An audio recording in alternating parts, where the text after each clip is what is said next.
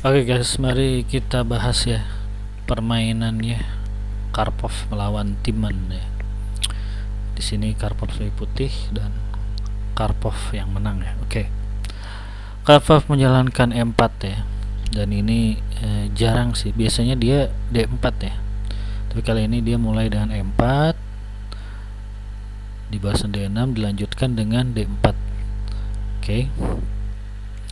Lalu lawan mengeluarkan kuda F6 dan Karpov menjawab dengan kuda C3.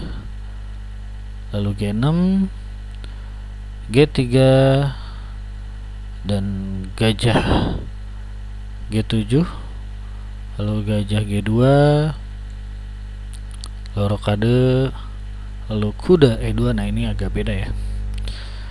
Kenapa nggak ke G3 atau ke nggak ke F3 atau H3 ya? Karena kemungkinan akan menutupi ini si gajah ya. Jadi dia ke E2. Nah, itu salah satu prinsip dari strategi ya.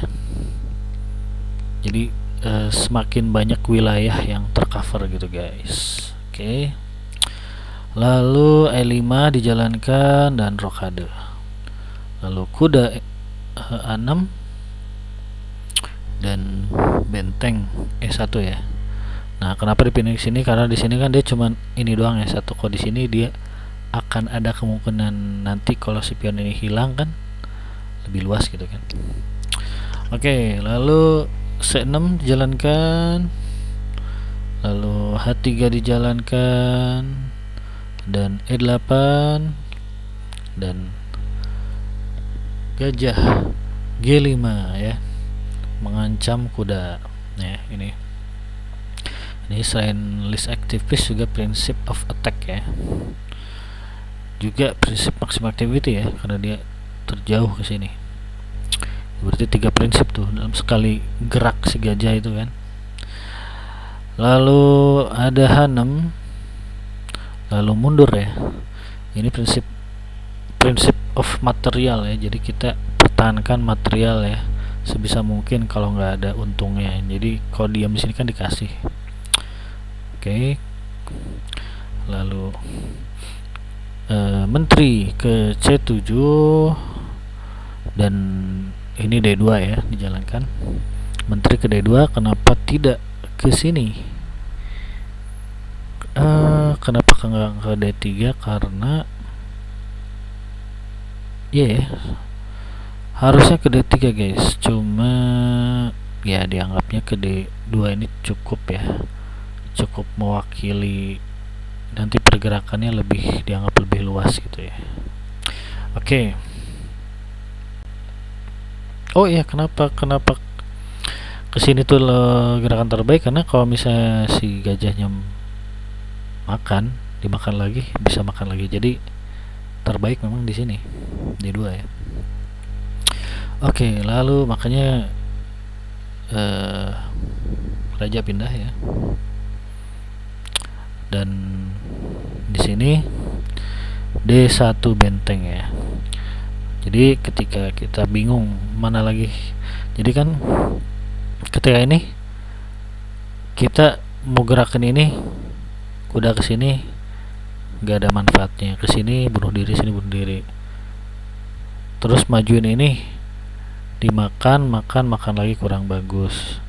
Nah, ketika tidak ada gerakan mana lagi yang bisa kita gerakan, maka kita gerakan yang belum pernah bergerak ya, atau list active piece, yaitu si benteng A1. Makanya A1 ini digerakin ke D1.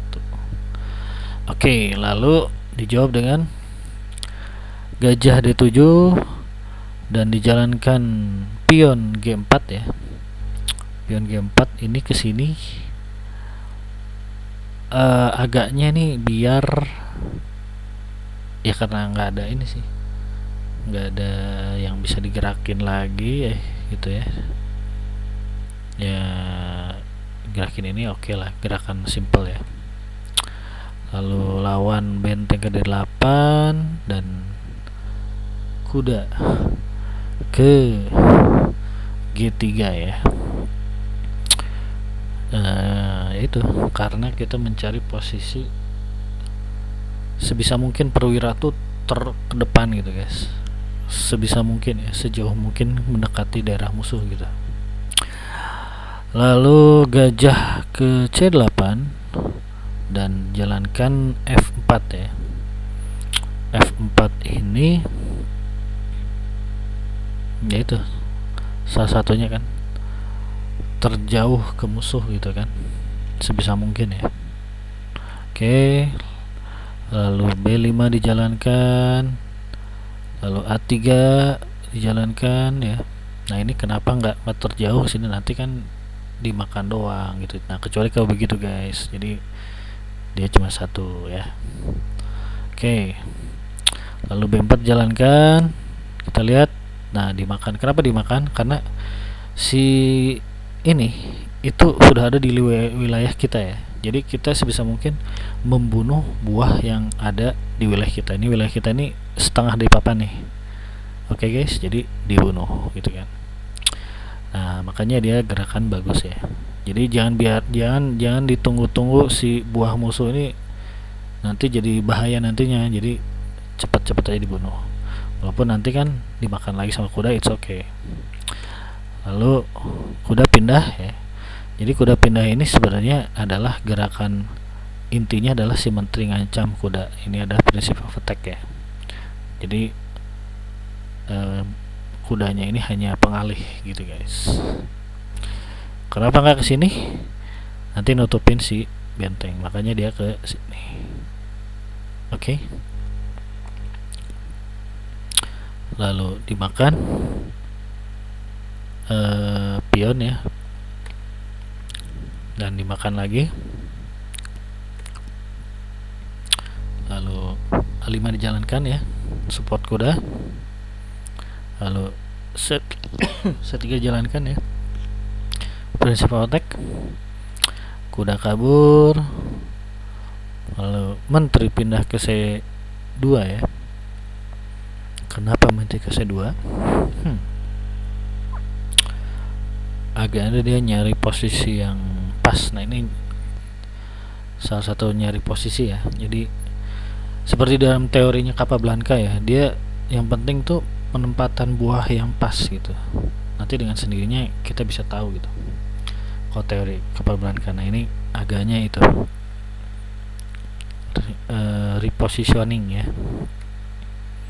Lalu D7 gajah. Nah ini kuda ke F3 itu dianggap kurang bagus ya, karena berdasarkan prinsipnya kita tuh sebenarnya diharuskannya menyerang terus guys. Nah makanya si engine itu menyarankannya kan G5, karena disarankannya untuk terus menyerang kan. Kalau G2 ini kan dia nyerang kuda gitu, kalau mundur nih apa gitu. Nah makanya kata engine ini kurang bagus.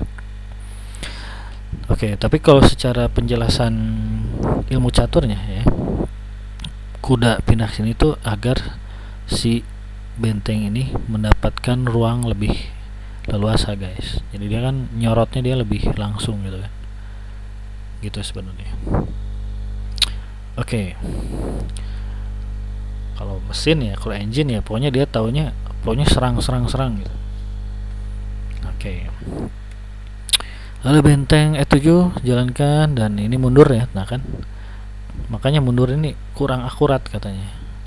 Nah dia engine ini menyarankan untuk maju ini untuk menyerang si kuda. Oke, tapi kenapa kira-kira dia mundur ya? Nah ini dia mundur nih karena untuk memberikan si benteng ini ruang yang lebih luas nantinya gitu guys. Oke, kita lihat. Gajah mundur ya. Nah menteri pindah ke D3. Nah ini dia pindahin di sini kan, jadi dia lebih jangkauannya lebih luas lagi nih. Kalau di sini kan dia terbatas karena ada pion ya. Dia pindah di sini kan dia mengancam ini, terus ya lebih ini juga luasa guys. Gitu. Kalau secara engine dia dibilangnya ke sini ya, F1 ya. Ini nyerang ini doang satu. Oke, lalu menteri pindah ke B7 ya, menyerang, mengancam si B2 pion ya. Lalu ke A2, benteng A2 mengancam si pion A5, lalu pindah ya si kudanya, makanya dimakan aja nih, gratis ya, dimakan oleh benteng. Lalu benteng maju ke D7 dan pion maju ke B4 ya. Ini prinsip maximum activity ya, terjauh mungkin ya, mendekati wilayah lawan gitu ya. Lalu kuda ya, kuda ke E6 ya, kuda ke E6 dan dijalankan ini ke sini ya. Ini ke sini tuh agaknya,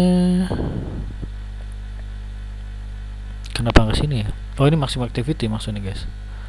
Jadi terjauh ke daerah lawan. Kalau ke sini nggak bisa kan, ke sini nggak bisa, ke sini nggak bisa, ke sini nggak bisa, ke sini nggak bisa kan, dimakan ya. Makanya dia ke sini. Makanya dia Karpov nih cuma ke sini satunya, karena maksimumnya si gajah ini di sini gitu. Walaupun menurut engine ya, bagusnya adalah menteri ke E3. Kenapa ya? Oh, nanti ada, kadang-kadang engine kita susah memahami guys kalau engine kadang-kadang ya, karena dia perhitungannya rumit gitu kalau engine. Kalau manusia masih kita bisa ini tahu lah.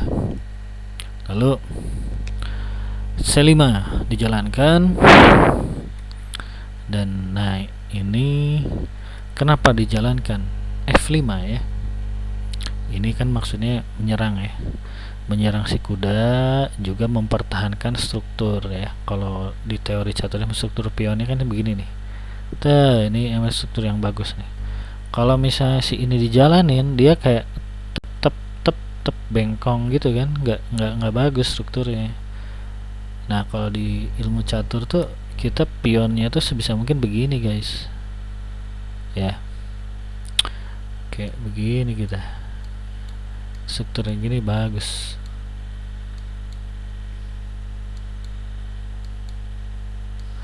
Oke. Dan memang ini mengancam juga si kuda. Lalu kuda menghindar, dan kita lihat apa yang dilakukannya. Maju ya. Maju pion ke B5 ya. Oke. Raja mundur, ada gajah mundur, dan itu bagus. Kenapa mundur tapi bagus ya?